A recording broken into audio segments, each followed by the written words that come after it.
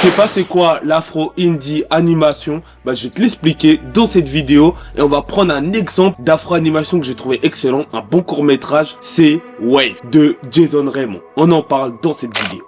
From brothers and barbershops, the only place you'll ever fade.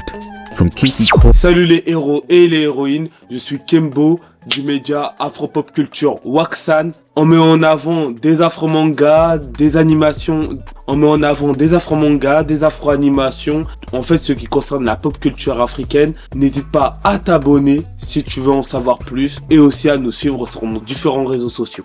D'ailleurs, on essaye de recruter des bénévoles qui puissent écrire des articles ou faire des vidéos. Donc si t'es intéressé pour donner ta voix, on s'occupe du reste, du montage, de poster. Et ça pourrait faire du bien pour présenter des nouveaux acteurs ou actrices du divertissement qui proposent des œuvres innovantes comme Wave. Alors Wave est disponible sur YouTube, ça dure 4 minutes, c'est un court métrage, une animation indépendante. Souvent c'est appelé des indie animations. Et c'est assez connu sur Twitter, surtout je les vois récemment. Les indie animations, il faut voir que c'est des animations qui sont faites en dehors des grands studios. C'est-à-dire pas de DreamWorks, pas de Pixar, pas des grands développements, non. Souvent c'est fait par des personnes qui ont été en école d'animation ou c'est fait par des gens qui ont pris en autodidacte l'animation. Jason Reitman est originaire du Ghana. Il vit aux États-Unis à New York.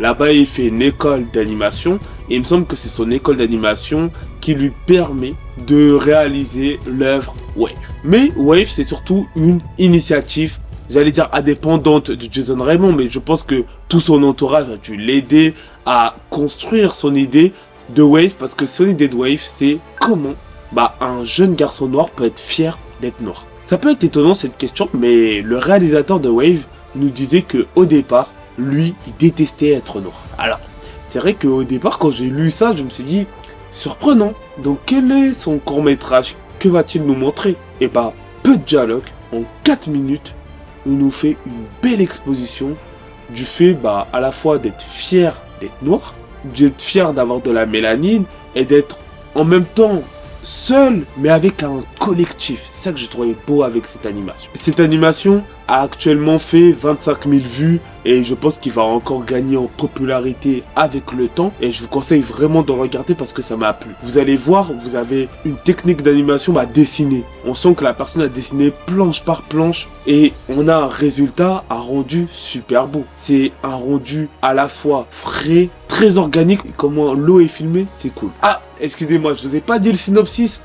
C'est vrai que je vous ai dit que c'était pour mettre la fierté d'un jeune garçon noir, mais je vais vous dire le synopsis. On se retrouve avec un petit garçon qui voit que sur sa peau apparaît de l'or. Et il a envie de la nettoyer, d'effacer ses grains d'or. Donc il plonge dans l'océan, puis il va être retrouvé par son père et il va avoir une discussion avec son père. Par la suite, il va s'affirmer et être fier de lui-même, de sa mélanine, grâce au discours de son père et à sa révélation à lui.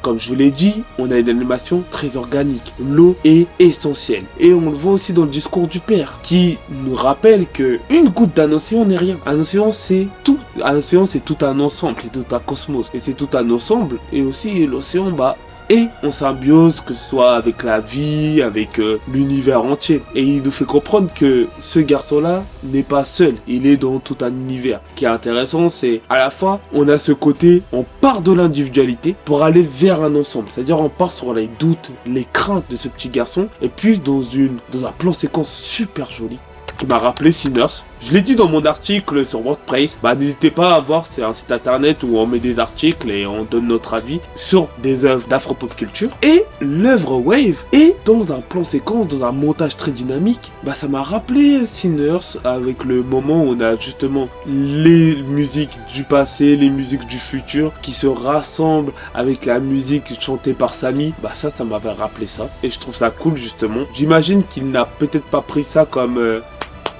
référence, mais moi ça m'a rappelé ça. Comme référence, il avait Moonlight et Steven Universe. Mais bon, je vais revenir sur l'essentiel. Comme je vous l'ai dit, on part de l'individualité pour aller au collectif. Et c'est ce que l'auteur a aussi fait. Il part de cette individualité, lui-même de ses doutes, comme le petit garçon, puis il va nous proposer cette réalisation, ce court-métrage.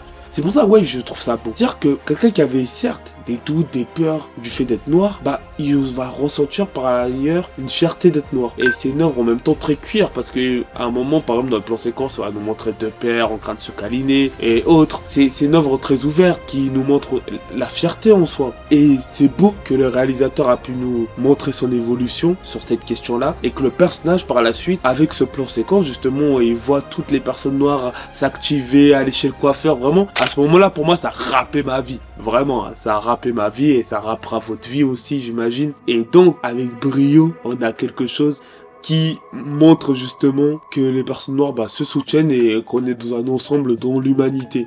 Et qu'il n'est pas tout seul, qu'il est avec tout un collectif. Et ça, j'ai trouvé ça beau. À la fois, on a un très beau message entre un père et un fils. On a ce très beau message entre un réalisateur et nous, le public, comment nous le recevons. Et c'est pour ça, je pense qu'on doit donner de l'amour à cette œuvre. En tout cas, moi, j'ai kiffé l'œuvre. Je trouvais ça... Et vous, en fait, vous voyez les images, je vais les mettre pendant le montage. Et je trouve ça super beau. Vous me dites en commentaire votre avis si vous avez vu l'œuvre. Et dites-moi si vous connaissez d'autres, justement, animations afro. Parce que j'ai envie de découvrir des courts-métrages, des films d'animation africains ou faits par des personnes de la diaspora afro-descendante pour voir qu'est-ce qu'on a produit, qu'est-ce qu'on est capable de produire. Et n'oubliez pas aussi, et n'hésitez pas à produire en indépendant. C'est ça aussi que Jason Raymond a répondu. Ok, les Disney, les Pixar peuvent produire des œuvres, pas forcément nos messages. Ce message-là dans Wave, pour moi, c'est des plus profonds que ceux que j'ai vus en 2 heures de Zootopie, que j'ai kiffé, surtout Zootopie 2. Mais Wave, c'était beaucoup plus, tu vois, je le ressentais dans les tripes. J'étais beaucoup plus ému en regardant cette œuvre. Et vraiment, le casting voice, excellent. La synchronicité avec les voix et tout, c'est incroyable. Et vraiment, en fait, malgré que le fait que ce soit un travail indépendant, une petite production,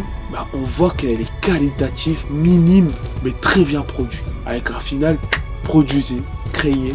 N'attendez pas que les autres vous poussent à créer. En tout cas, nous, Waxan, on sera ravis d'en parler de vos œuvres en vidéo. N'hésitez pas à dire, comme je l'ai dit en commentaire, votre critique de l'œuvre. On se retrouve à la prochaine. Peace out.